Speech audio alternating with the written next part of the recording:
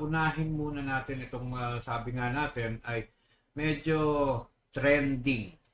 Trending na usapin.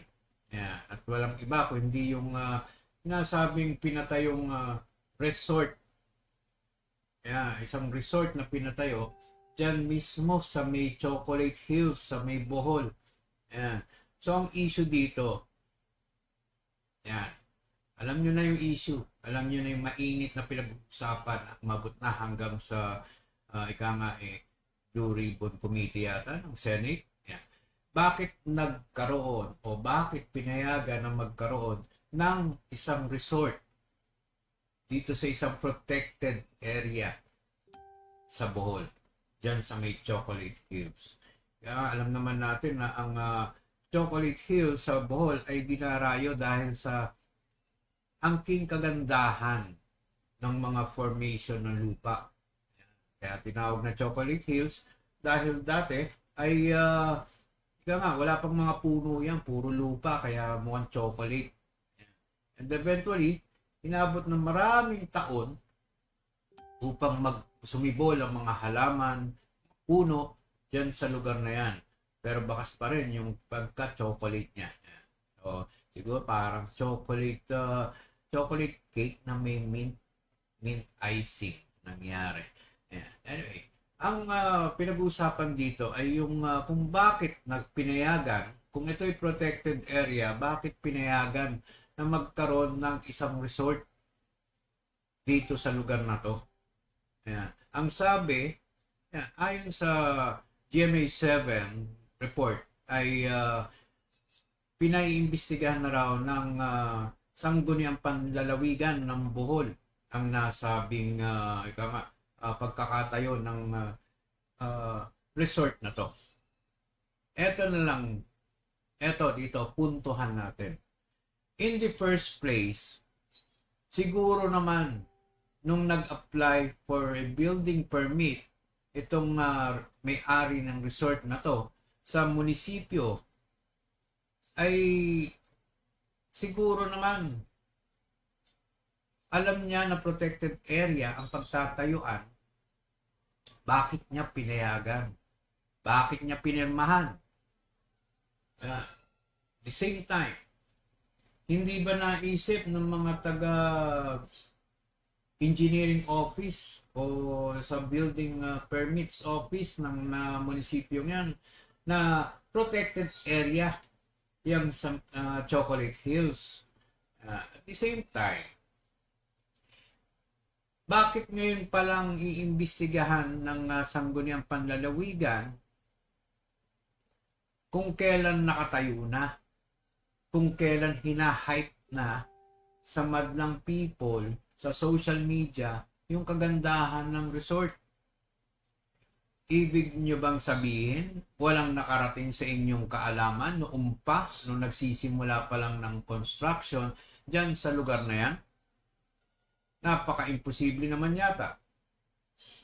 At the same time, doon sa municipal level na lang, imposible naman na hindi nyo nalalaman yan.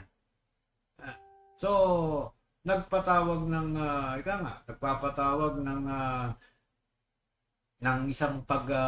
isang hearing o isang investigasyon ng Senado regarding dito dahil unang-una ay lumabag kayo, nilabag ninyo ang isang national law sa mga protected areas. Yan. Hindi ko alam, malimit ganyan eh. Hanggat hindi nakikita, hindi iimbestigahan. Hindi yung bago pa lang, sabi, natutunugan na raw. Pati itong DNR. Yan, natutunugan na raw. Yung nasabing construction. Bakit hindi pa noon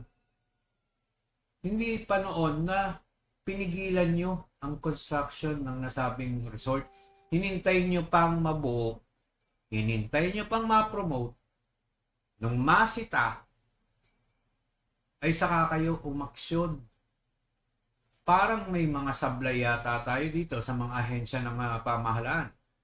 Magmula sa local government hanggang sa provincial government, pati na rin sa DENR. Anong klaseng trabaho ang ginagawa ninyo? Kung makakalusot nga lang naman, di okay. Paano yung mga permits? Sigurado may mga puno yatang mga naputol dyan na dapat may permit from MENRO, Municipal Environment and Natural Resource Office, o sa mismong SENRO and DNR. Dapat may permit sa pagpuputol ng puno. Just imagine ilang taon ang hinintay bago yumabong ang mga halaman dyan sa Chocolate Hills. Tapos, sa isang iglap, biglang mawawala. Oh, maganda sana yung resort, maganda yung scenery. Pero ang problema dito ay protected area nga.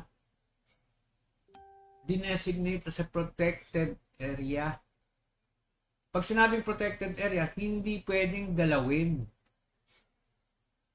Ngayon ang kinakatwiran, kung napatituluhan daw ang lupang yan before the enactment of the law, which is way back 1997,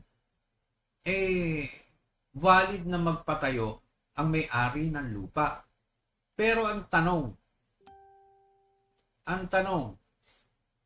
pwede ba ang isang pribadong individual magpatayo ng basta-basta regardless kung may existing na batas pagtungkol sa pangangalaga ng ating environment o ng ating natural resources? Nakasaad dun sa batas na bagamat pwede, pero may guidelines na dapat sinusunod. Siguro pwede bahay. Bahay, mga ano. Ito'y isang commercial area. Ginawang commercial area. Ginawang resort. Imbis na makadagdag sa kagandahan ng isang tourist destination tulad ng Chocolate Hills, maganda na sana Kaso, may batas. May batas na nagbabawal na magpatayo ng kung anumang istruktura na lampas sa guidelines ng batas. Ang daming ganyan.